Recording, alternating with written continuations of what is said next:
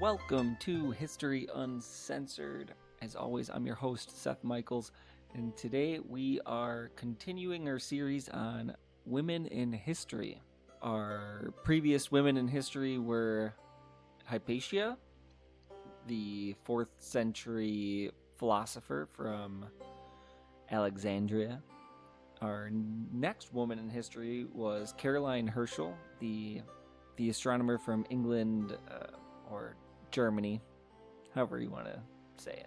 Either of those places. She did her astronomy work in England and moved back to Germany. Listen to those. They were really good. Today in history, though, and I'm going to do something I haven't done yet, and kind of bad on me for not doing it so far. I am moving away from Western history. Pretty much everything I've done so far has been Western history. I'm going to move to the East. We are going to China, and China's been in the news a lot lately with stuff going on in Hong Kong, and I just thought, what better time to highlight some of the difficulties in China, kind of remark on some of their history, learn about the only female leader in Chinese history, Empress, the only female Chinese empress in history, and that is Wu Zhou, or Wu Zetian. She rose to power in 7th century, so like the 600s, right after the Sui dynasty ended. Probably about like 50 years or so after the Sui dynasty. But before I get into Wu Zhou, I want to go over a bit, as I have in the other podcasts. I want to talk about how just disparaging, and every time I do this, I beat myself up over it. Just how hard it is for me to look back, especially being a guy, how hard it is for me to look back and see how women had been treated, since the beginning. It's really disparaging, and I think it's important to highlight some of these important women and what they had done. Some of the trials and tribulations that they had to get through to get where they are. And Wu Zetian is no exception, and she did some things that some people would find questionable. Everybody would find questionable. She also did some pretty important things, some good things. She was a great ruler and very even-handed, and tried to improve the quality of life for women in China. She did a good job of that. But let's talk about women in Chinese history before Wu Zhou. According to the Encyclopedia of Sexuality, in its earliest history, China was matriarchal, ruled by women. Confucius in the 6th century, 6th and 5th century BCE, and Mencius, who was kind of like a disciple of Confucius, both Chinese philosophers, and Mencius came a little bit later, but they defined the superior or inferior relationship between men and women as kind of heaven-ordained. And they did that, like I said, more than 2,000 years ago.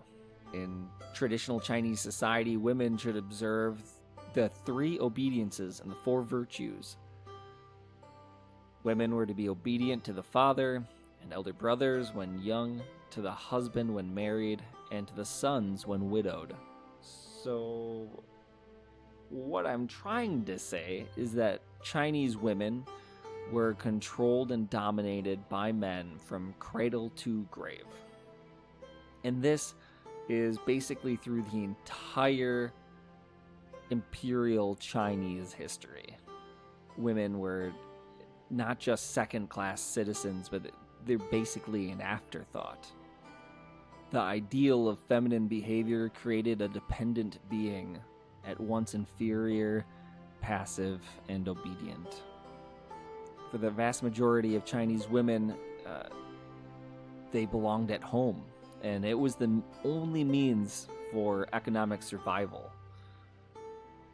And they had no right to select who they could marry, let alone if they wanted a divorce, or if they wanted to remarry if their husbands died. They didn't have any right to their physical bodies. Those who defied such institutionalized oppression were persecuted, they were ostracized, and sometimes they were even driven to suicide. Chinese women, their role in traditional China lay in their reproductive role. And again, I'm just going to highlight again that it's very difficult for me to talk about this stuff, just with my personal views. So, if you're listening, try not to take it just as just another guy saying it. I really, really do my best not to think that way. Women in traditional China, their roles were reproductive. They needed to make babies, and they needed to make male babies because only male babies could really support economics, right? They are the ones that went and had jobs. They were the ones that could join, military forces, so on and so forth. The predominant patrilineal household model, right? The father is the head of the household. That, in combination with early marriage, meant that a young girl often left home before she was basically old enough to work, before she was old enough to create any type of labor value to her natal family, to her biological family. And because of that, education or development of publicly useful skills for a girl wasn't encouraged in any way. Their marriage was arranged by the parents with family interests of continuity by bearing male children and running an efficient household in mind. Her position and security within her husband's family remained ambiguous until she produced male heirs. You aren't producing male boys, you're really not of any use to the family you married into. It's just the way it was. In addition to the wife's reproductive duties, the strict sexual division of labor meant that the wife undertook total responsibility for childcare, cooking, cleaning, and other domestic tasks. In essence, women were like slaves or even merchandise. As I said, they didn't even have rights over their body. That was up to the parents. It was up to the husband. And if your husband were to die, you can't remarry, so you're fucked. But you can't be fucked because that's looked down upon. So you're worse than fucked. You're left out. You're alone in a world dominated by men. In this traditional male-dominated Confucian family, this familial model, the eldest son is held in the highest esteem, and they're responsible for carrying on the family name and lineage. They kept property in the family, and they presided over ancestral rights. The preference for boy babies over girls in Asian society is tied up in part in the Confucian belief that a male heir is necessary to carry on the family name, provide leadership for the family, and take Confucius. Confucius famously said that a good woman is an illiterate one. We don't need to learn too much more about Confucius other than that. And the past week I kind of really brought the hammer down on some Western philosophers and their role in slavery and the future of slavery post ancient Greece. And it's almost all Confucius and Mencius' fault that women were treated so poorly for thousands of years in Chinese society. So it's hard to forgive them. They had some really good ideas, just like Greek philosophers had really good ideas. In this familial model, the eldest boy was of the most importance, and the older sisters, if there were multiple sisters, multiple daughters in a family, the older ones traditionally pushed their younger sisters around, and mothers of sons, so if you birthed a son, you were held in more esteem, and they were basically notorious for treating their daughters-in-law like servants, especially if they hadn't produced a male heir. Here are some of the things that they thought it was important for women in Chinese society. When walking, don't turn your head. When talking, don't open your mouth wide. When sitting, don't move your knees. Not even don't open your legs or cross a knee over another one. No, just don't move them. Not allowed. When standing, don't rustle your skirt. When happy, don't exult with loud laughter. When angry, don't raise your voice. The sexes should be segregated, it was thought. Don't peer over the outer wall or go beyond the outer courtyard. If you have to go outside, cover your face. If you peep outside, conceal yourself as much as possible. Do not be on familiar terms with men outside the family. Have nothing to do with women of bad character. And establish your proper self so as to become a true human being. Well, that's just ball sacks. I don't have anything else to say. Ball sacks. In each of the other episodes, I kind of mentioned women and some of their roles and these negative connotations with other women. And that's the same case. In ancient China, it was Ban Zhao. Banzao.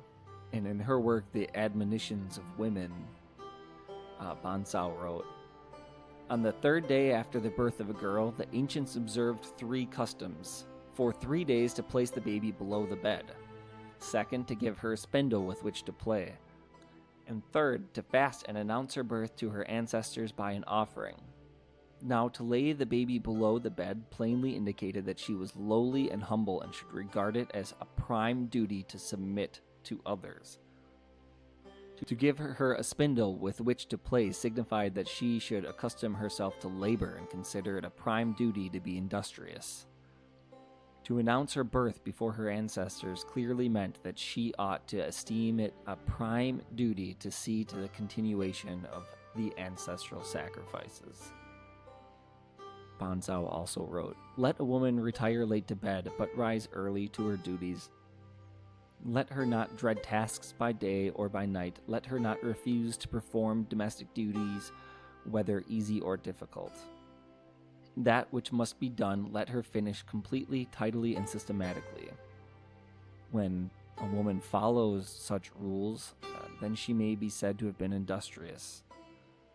Let a woman be composed in demeanor and upright in bearing in the service of her husband. Let her live in purity and quietness, and keep watch over herself. Let her not love gossip and silly laughter. Let her cleanse, purify, and arrange, and order the wine and the food for the offerings to the ancestors. So that's women in ancient Chinese history in a nutshell. I mean, you weren't supposed to have emotions. You weren't supposed to smile. You weren't supposed to look out the window. You couldn't have a job. You were completely beholden to male family members, and Western society is very patriarchal. The patrilineal history in Western society is strong, really sanctified by ancient Greece and ancient Rome, with the head of the father as the household, and it continued and continues to this day. Now it's being kind of alleviated, but to give you an idea, the UN ranked the United States like 37th in equality for women in the world. 37th. That's some shit, guys. And I know the needle is moving on that every year. There's just no way it can move fast enough, in my opinion.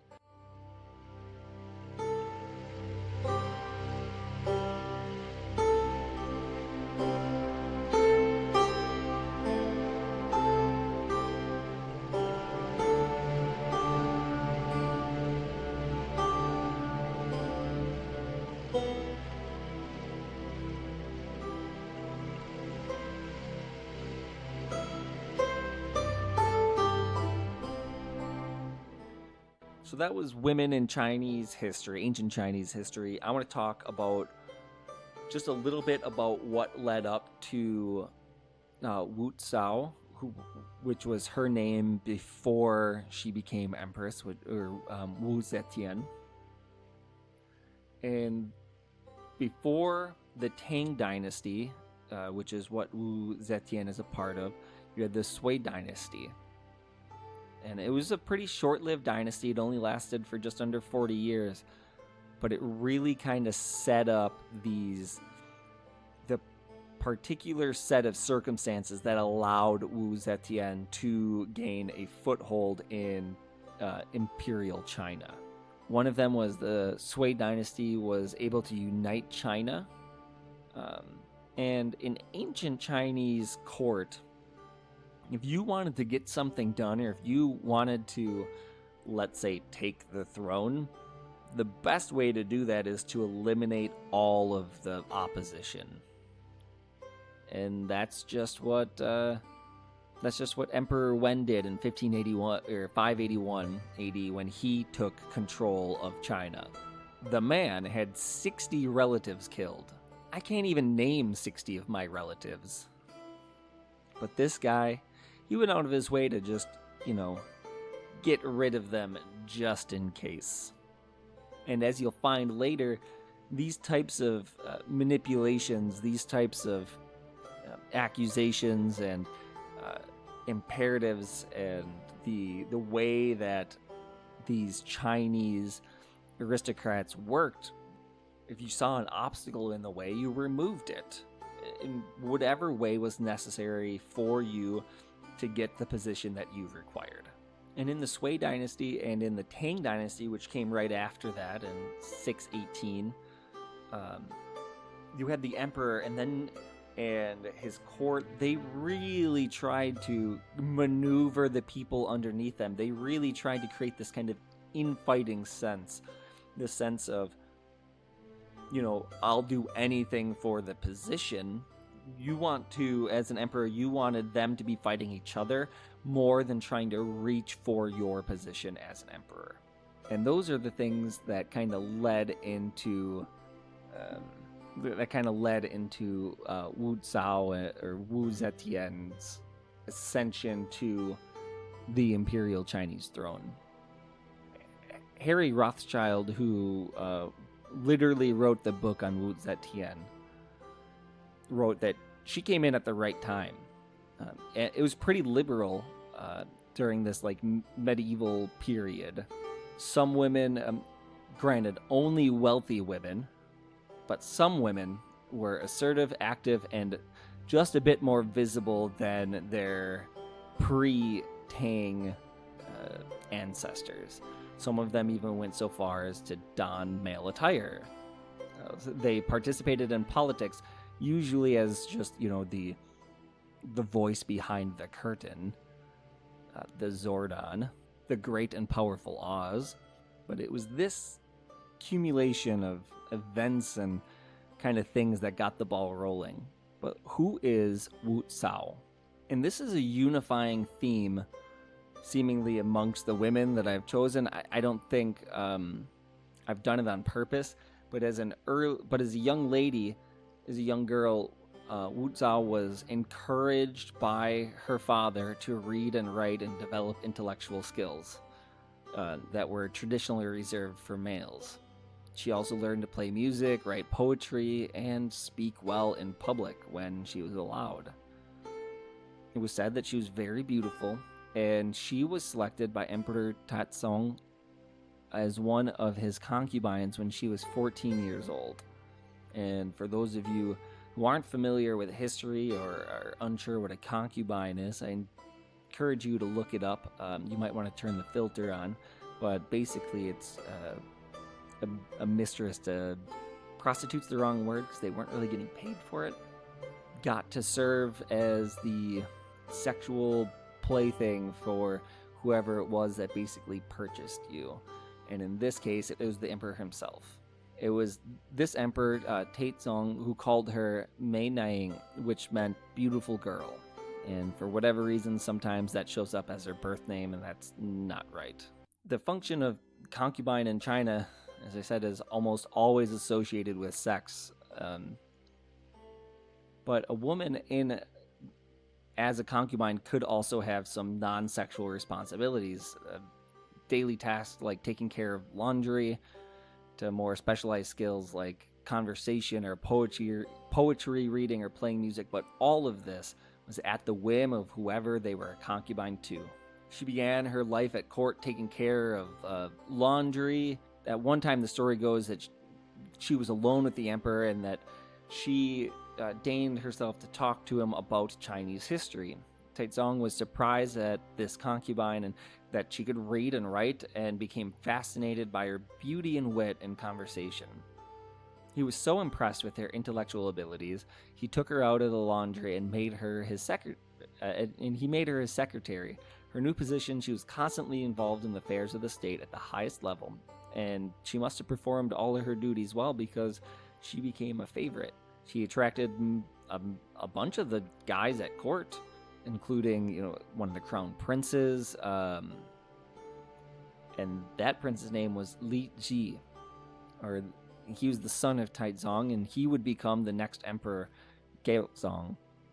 Wu began an affair with Li Ji, who was married at the time, right, the crown prince, while she was still Taizong's concubine. Li Ji was deeply in love with Wu, but could not do anything about it because she belonged to his father, and besides, Li Ji was already married.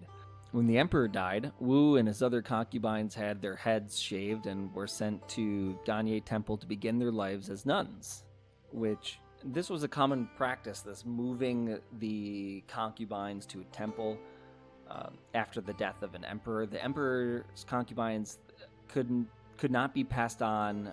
They couldn't be used by others. They were forced to end their time at court and start a new life of chastity in a religious order. However, when Gaozong, or Li Ji, became emperor and took the name Gaozong, one of the first things he did was send for Wu and have her brought back to court as the first of his concubines. Yeah. I will have a bunch more kind of background information on the website regarding some of kind of Wu's rise to power. And if you're really interested in her, she's got an interesting story. Make sure to check out Rothschild book on Wu Zetian. Gaozong came to court. He pronounced emperor. And as I said, one of the first things he did was like, hey, concubine, sex slave we sent out away, we need to bring her back. And they did, and she was given first concubine, even though by law she should have stayed at the temple as a nun. But Gaozong's wife, Lady Wang, and his former first concubine, Zhao Shufi, they were jealous of each other, but they were even more envious of the attention the newly pronounced Gaozong made to Wu. According to Wu's personal account of the story, these two women conspired against her. According to some of the other historians, though, Wu both started and finished the problems she had with them. One of the problems was Lady Wang didn't have any children, so that was no good for a wife to not produce any male heirs. You're already kind of in a tenuous position at that point. But Lady Zhao had a son and two daughters. In 652 CE, Wu gave birth to a son, Li Hong. And in 653, she had another son, Li Zheng. Neither of these boys was a threat to Lady Wang or Zhao, because Gaozong had already chosen a successor. His chancellor, Liu Shi, was Lady Wang's uncle, and Gaozong appointed Liu Shi's son, Li Zhong, as the heir. It still didn't mean that some of the women weren't jealous of the favor that the emperor showed Wu.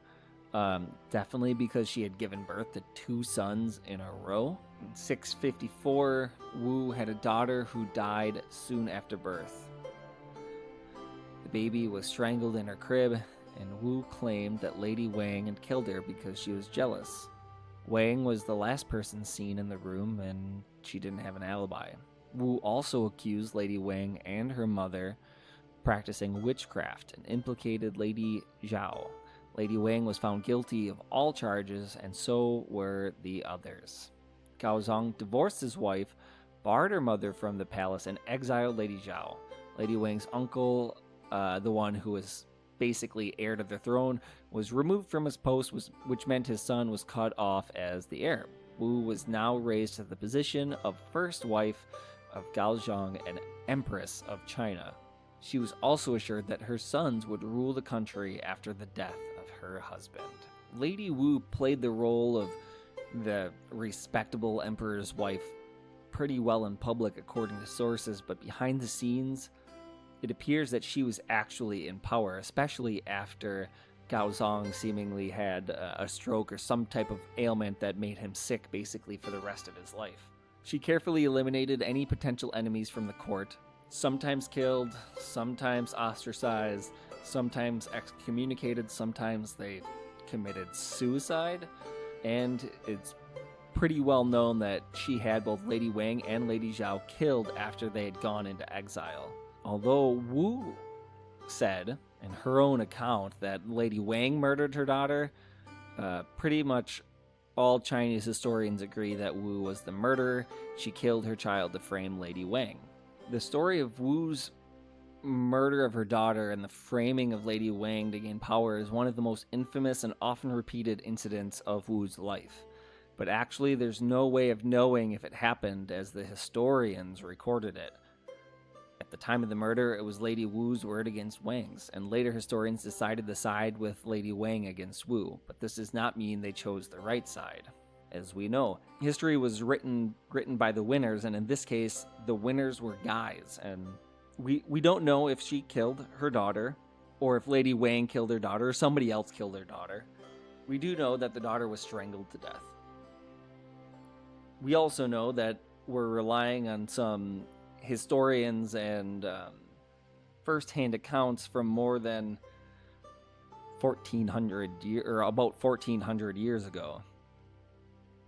The other thing we can be sure of is that the male historians of Chinese society at the time would definitely be biased against Wu. Wu done something that no other female has or since done, and that is take the throne as emperor of China. So we have to look at this through a fine-tooth comb, because we don't know, and if you say this fact after listening to the podcast, please follow it up with, but it was possible that Lady Wang or one of the other people at court actually killed the daughter. We don't know if it was for certain. It does kind of help to build her up as this cruel, scheming, monster. We don't know if that's right. She definitely did do some cruel things. She definitely did have some of the other people at court basically killed. But was she capable of killing her own child? There aren't too many people, probably in the history of the world, that would be capable of strangling their own child. I bet that's not a very common thing. And she had already produced two male heirs, two sons. She wouldn't have... there's not too much to gain from it. Now, she did accuse Lady Wang of it, and that did get Lady Wang and Zhao kind of out of the court, but she was first concubine, so she was already ahead of Lady Zhao, and Lady Wang hadn't produced a male heir yet. I mean, she tacked on witchcraft and tacked on that Lady Zhao was already a part of it, so would she have even needed to, accuse them of murdering her child? It's all hearsay. Our job as historians is difficult, but there it is. I just wanted to point that out. Pretty much any historian who's written on Lady Wu followed that story set down by Chinese historians basically without questions. The historians almost always portray Wu as ruthless, conniving, scheming, bloodthirsty. She might have been all of those things. All of those claims should only be accepted after considering the source. A woman in the most powerful position in government threatened the traditional patriarchy, and the court counselors, ministers, and historians claimed Wu had upset the balance of nature by assuming a power which belonged to a man. Shortly after she took the throne as Empress, and I'm not going to say like the throne, because that came a little bit later, there was an earthquake, which, omens were taken very seriously in ancient China. Some still take omens very seriously. But to some, the message was clear. A woman in a position of paramount power was an abomination, an aberration of natural and human order. Because, as Confucius wrote, women's subservient nature to men was heaven-ordained. In 683, after she has the throne, Wu began manipulating events as a man would. One Confucian scholar wrote that the nature had been reversed by the usurping woman, and throughout the empire in every prefecture, hens changed to roosters or half changed. Yeah, just all sorts of ridiculous stuff. When a mountain seemed to appear following the earthquake, this was also interpreted as nature itself revolting against the reign of Wu. Wu Zhou viewed the situation differently. She claimed the mountain was a good omen and reflected the Buddhist mountain of paradise. She had the mountain named Mount Felicity and claimed it had risen to honor her and her reign. Even though many at court congratulated her on being favored by the gods, many others didn't. Wu also, in her rise to power, basically said, "Hey guys, I'm the next Buddha." And she found some writings that said, there will be a female, monarchy. There will be a female ruler, the ruler of basically the world, who is good in all of things, who is good in all things, and will change the way the world looks at women. And she ordained herself as that. But continuing the story, a female ruler improperly has occupied a male position, which has inverted and altered the hard and soft. Therefore, the earth's emanations are obstructed and separated. The mountain, so born of the sudden convulsion of earth, represents a calamity. Your Majesty may take this as Mount Felicity, but your subject feels there is nothing to celebrate. To respond properly to heaven's censure, it is suitable that you lead the quiet life of a widow and cultivate virtue. Otherwise, I fear further disasters will befall us. So that was what one of her ministers said. Wu considered it. She listened to, his rant, thought about it, and then with no intention whatsoever of leading the quiet life of a widow, rejected it and promptly exiled the man to the swampy, disease-ridden Southland. That might have silenced that one guy, but not all of the others were silenced. They were just more careful about speaking to her face about it. Some of these historians, in the way that they set down, wrote that Wu ordered Lady Wang and Zhao murdered in a terrible way.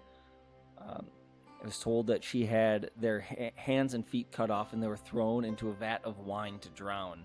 This is a very similar story to Empress Wu Zetian of the Han Dynasty. So, we're talking along even further ago, 241 to 180 BCE, who said she got rid of her rival in the similar way. She cut off her hands and feet and drowned them in a pigsty. She also had her rival's eyes gouged out. Lu Zi was instantly recognizable villain to the people of China, and linking Wu with her through the murders worked to destroy Wu's reputation. Wu might have murdered her daughter, but her position as a female in a male role brought her many enemies who would have been happy to pass on a rumor as truth to discredit her. Let's talk about her ascension to the throne. Beginning in 660 CE, so just a few years after she became, first concubine and then wife to Cao Zong, Wu was effectively the emperor of China. She didn't hold that title, but she was definitely the power behind the office. She took care of imperial business even when pregnant in 665. One example of her clout was in 666 CE when she led a group of women to Mount Tai, an ancient ceremonial center where they conducted rituals which were traditionally performed only by men. Remember, she was basically raised by her father to believe that she was the equal of men. She saw no reason why women could not carry out the same practices and hold the same positions men could. She was proving it. She didn't ask anybody permission to lead these women to Mount Tai. She just kind of did it, and she knew and she felt that was best.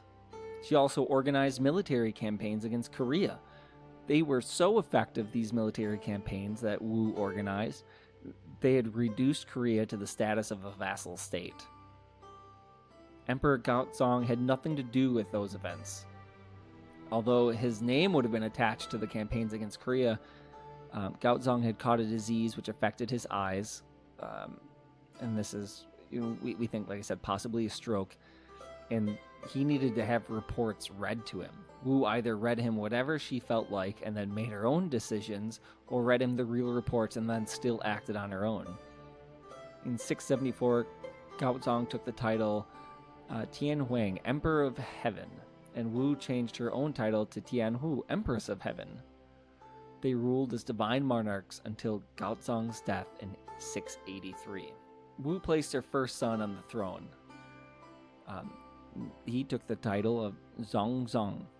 He refused to cooperate well with his mother and his wife, Lady Wei, who had assumed too much power. Wei had her father appoint a chief minister to her husband, tried to push through other measures favoring her family.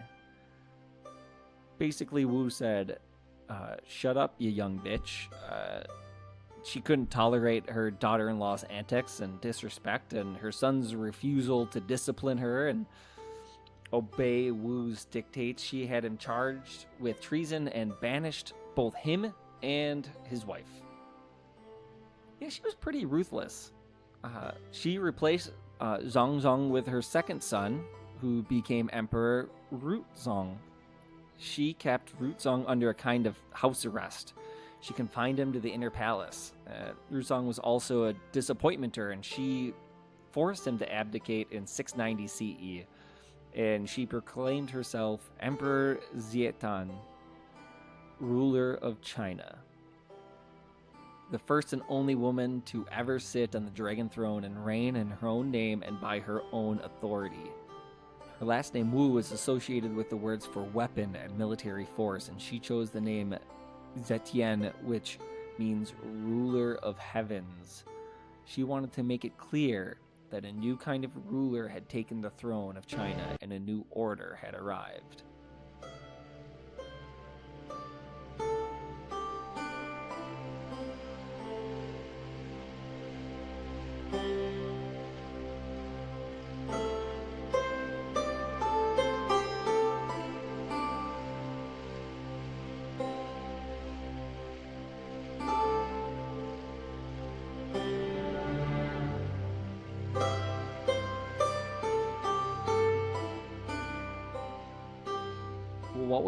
What was the reign of Wu like, the weapon of the heavens? The first thing that she did was removed the Tang from the dynastic spirit, right? So this was part of the Tang dynasty, and she changed it from Tang to Zhao. It was customary when a dynasty changed to reset history. Each dynasty was considered a new beginning, and when Wu changed the name from Tang to Zhao, she was following the tradition, but went further to make it clear that she was the beginning of a completely new era by calling her reign Tianzhao, or granted by heaven. To ensure the security of her new reign, she had any members of the old Tang dynasty royal family imprisoned, including the future emperor. And she proclaimed herself an incarnation of Buddha, calling herself Empress Shengsen, which means the Holy Spirit. She might have been a little bit crazy, a little bit ruthless, but she definitely got the job done.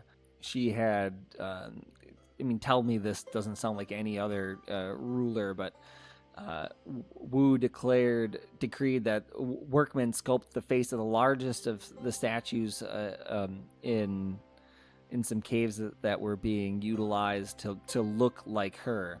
And she also persuaded the monks of the sanctuary to forge the big cloud book to substantiate her claim as Maitreya. But as early as 660, she had organized a secret police force, including spies in the court and throughout the country. She established policies so that informants could be paid to travel by public transportation, and this really served her well. I think this was part of the her main ascension to the throne. She used this intelligence that she gathered to pressure high-ranking officials who weren't performing well to resign. Others that weren't performing well or didn't listen to her very well, she kind of just said, off with you, or she had them executed. She reformed the structure of the government and got rid of anyone she felt wasn't carrying out their duties, and reduced government spending and increased the efficiency. In the place of the people that she got rid of, these people she thought of as more as bureaucrats than actual persons to push forward China into a greater destiny, she put intellectuals or people talented within the specific positions that she was looking. And she did so without regard to family status or connections.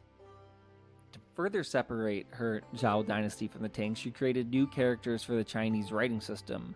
They didn't stick, but she still attempted it. She tried to replace probably around 20 characters, but they didn't really stick, and they were removed after her downfall, after she left office. But they are important. They're regarded as so because they show how far Wu went in trying to create a new world in China under her reign. She even wanted to change the words they used, the ideas, the way they thought. No area of Chinese life was untouched by Empress Wu and her reforms, but they were so very popular because the suggestions came from the people. Under older regimes, a suggestion or complaint had to go through a ridiculous number of steps and offices before it ever reached anyone who could do something about it. Wu eliminated basically all of that. She said, just fuck it, what we're doing is we're eliminating the bureaucracy and we're establishing direct line of communications between herself and the people directly under her and the people. Wu literally had a petition box made, which contained 4 slots, one for men to recommend themselves as officials, one where citizens openly and anonymously criticized court decisions, one to report the supernatural, strange omens and secret plots, and one to file accusations and grievances. But she had one made where citizens might openly and anonymously criticize court decisions. That's a good idea. She was basically saying, hey guys, I know I'm a bitch, and I know I do some weird things, but if I'm doing anything you think is wrong, tell me about it. And you don't even have to leave me your name. Just say it, and maybe we can fix it. Well, ostensibly, her great concern over the condition of her people, the box mainly served the purpose of obtaining information on seditious subjects. It also provided Wu with a number of ideas for reform, which, like I said, came directly from the people, not from people within the government. And that's important because it didn't come from government officials who would have profited from them. And some of them Wu implemented pretty efficiently. She vastly improved the public education system. She hired dedicated teachers, and she reorganized the teaching methods and the bureaucracy of these schools. She reformed the Department of Agriculture and the system of taxation by rewarding officials who produce the greatest amount of crops and tax the people the least. She ordered farming manuals to be written and distributed. She organized teams to survey the land and build irrigation ditches to help grow crops and were redistributed throughout the land so that everyone had an equal share to farm. Agricultural production under Wu was at the highest time it had ever been in Chinese history. Wu also reformed the military by mandating military exams for commanders to show competency. These were patterned after her imperial exams given to civil service workers. The military exams were intended to measure intelligence, how well they made decisions.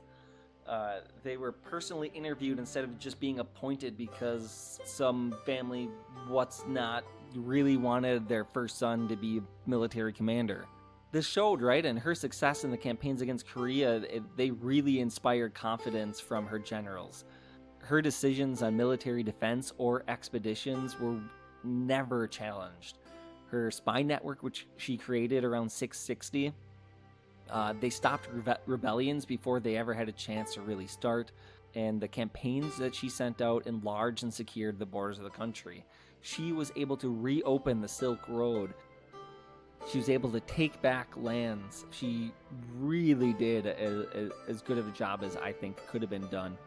I think it might have been able to been done with a slight bit less murdering, but no, it definitely could have been done with a slight bit less murdering. But I understand that she was in a difficult position, and people were constantly fighting her because of her role as a woman, and she couldn't get anything done. So she just removed all the middlemen. And Wu helped women, and many of her policies helped them regardless of their economic or socioeconomic backgrounds.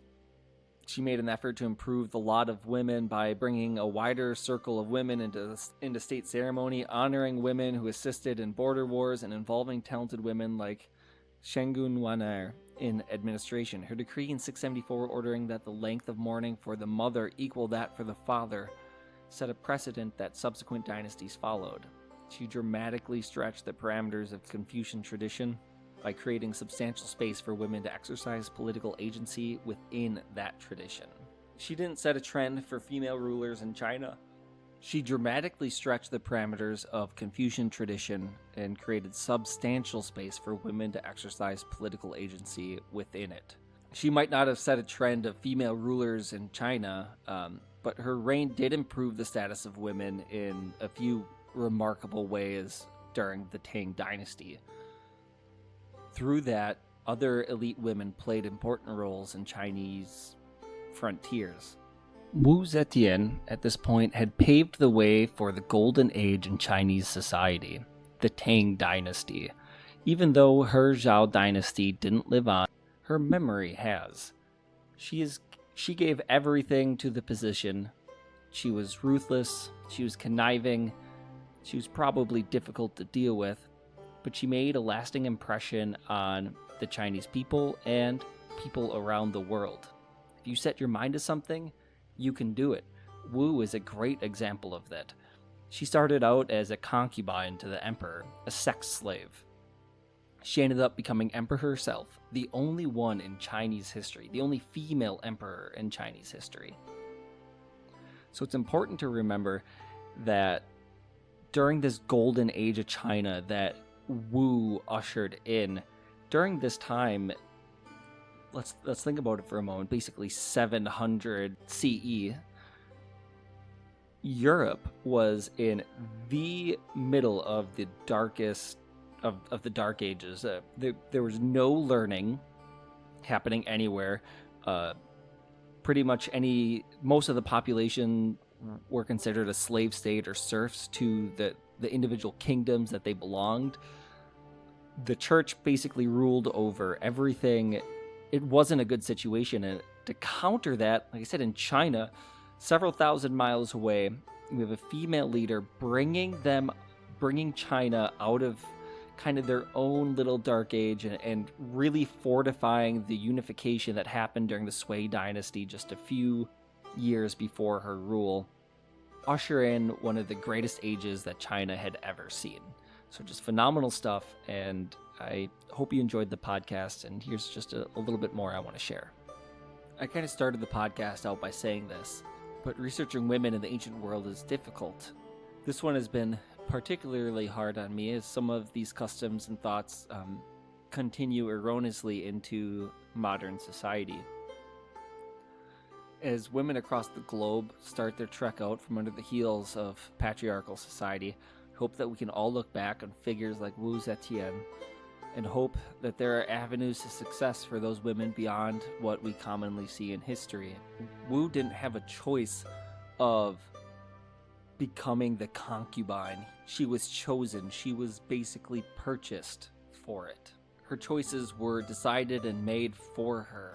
I just hope that that doesn't continue, and that I and many more like me are rooting for all women to succeed. For too long, women have been in the shadow of men. Let it be a time of equality where the inequality of gender and race are separated into the realms of science fiction. I really hope that everybody listening enjoyed this podcast on Wu Zetian and the brief overview of women in ancient China. I look forward to my next episode, which will be a History of Idiots episode. We're going to cover Andrew Jackson and his buffoonery and idiocy and his willingness to just, duel people. I hope you enjoyed it. Please rate and review the show wherever you can. Share it with your friends on the social media networks, that stuff. Or just shove an earbud in their ear and hold them down while they listen to it. Definitely that one. I'm just kidding. Don't do that. But keep it real. Do good recklessly, and you guys are pretty fucking awesome. Thank you for listening and supporting the show. We knew the world would not be the same. Few people laughed. Few people cried. Most people were silent. I remembered the line from the Hindu scripture, the Bhagavad Gita. Vishnu is trying to persuade the prince that he should do his duty, and to impress him takes on his multi-armed form and says, "Now I am become death, the destroyer of worlds." I suppose we all thought that one way or another.